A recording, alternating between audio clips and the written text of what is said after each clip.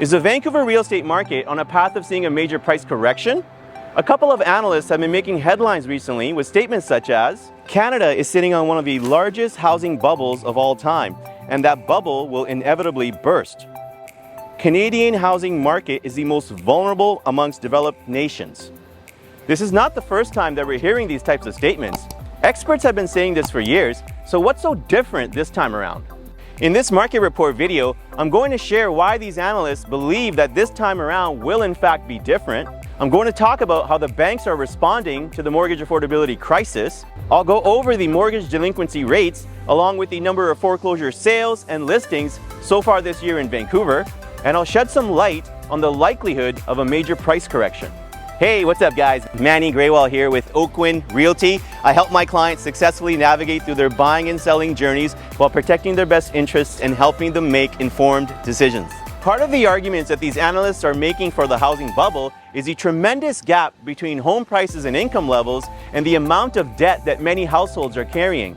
Neither one of these facts will come as a huge surprise to Canadians, as we've been used to hearing about this for years. What could come as a surprise is how we compare to the other G7 countries. G7 countries are recognized as the most advanced economies of the world.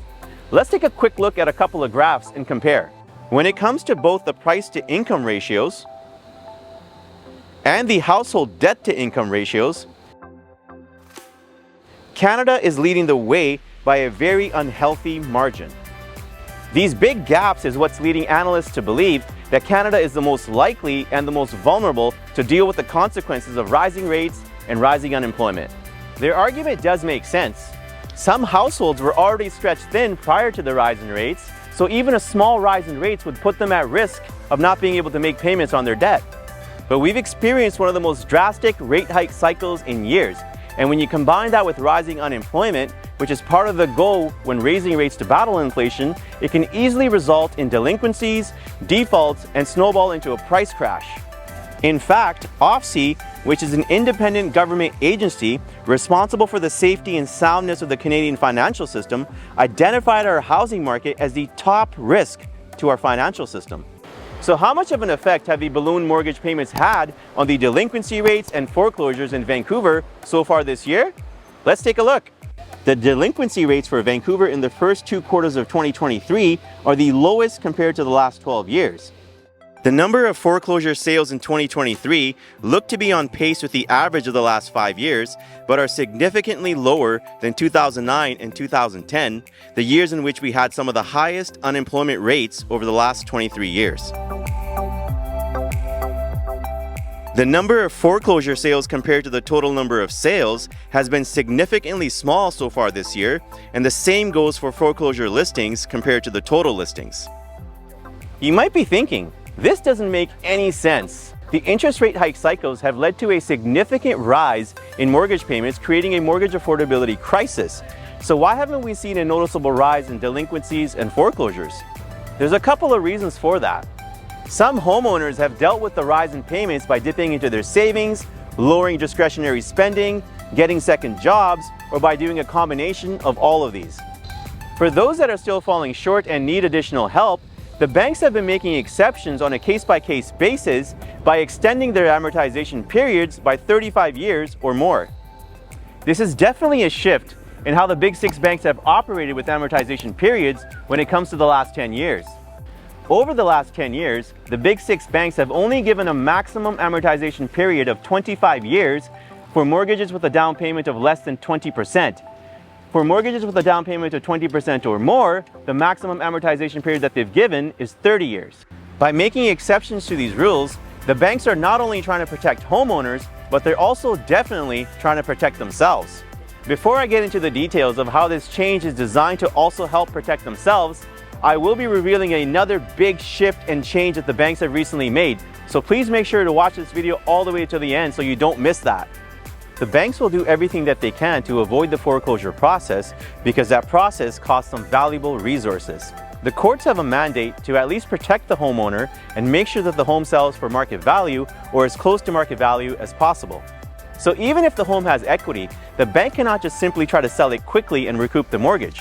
This can lead to the home sitting on the market for a longer period of time. Also, longer amortization periods come with higher interest costs which is additional revenue for the banks. Now, I'm not saying that that's driving their decision, but it definitely doesn't hurt them to try and ride out the storm and earn additional revenue. This is why homeowners who opt for the longer amortization periods might find themselves caught in a financial trap. Although these terms lower their monthly payments, in the long run they significantly increase their interest costs. And at the time of their next renewal, the balance that they owe may not change at all because most of these payments are going towards interest. For those that are extending their amortization periods to its maximum length, their logic and hope is that the interest rates will be much lower at their next renewal, but that may not necessarily be the case. So is this just delaying the inevitable for some? And will we see a major price correction? What's interesting is that despite the banks extending these amortization periods, the Big Six have also started to put money aside for potential defaults. Considering this, along with the fact that savings can only cover the gap in payments for a limited period of time, I do see prices softening and coming down by a small percentage for some neighborhoods and property types, but I don't see a major price correction or the proverbial bubble bursting. One obvious reason for that is how the banks have been getting creative with the rise in payments. And another big reason is that we still have a limited inventory issue, and I don't see that changing in the short term, unfortunately. That limited inventory is what led to the price gains that we saw earlier this year when the Bank of Canada paused their overnight rates, leading to a surge in activity. The mortgage rates at that time were not that much lower than where they are now. Speaking of the overnight rate, the Bank of Canada just put it on pause again. So will we see another surge in activity? I will be releasing a video about that soon, so if you're interested in that topic, or if you're interested in being kept up to date with the real estate market in the city of Vancouver, make sure to click on the follow button or the subscribe button. If you need advice on buying or selling in Vancouver, or if you need more detailed information about anything that I've discussed in this video, you can call me, you can text me, you can email me. I promise you that I'll provide you with an informative, pressure-free conversation. Thanks for watching and have a great day.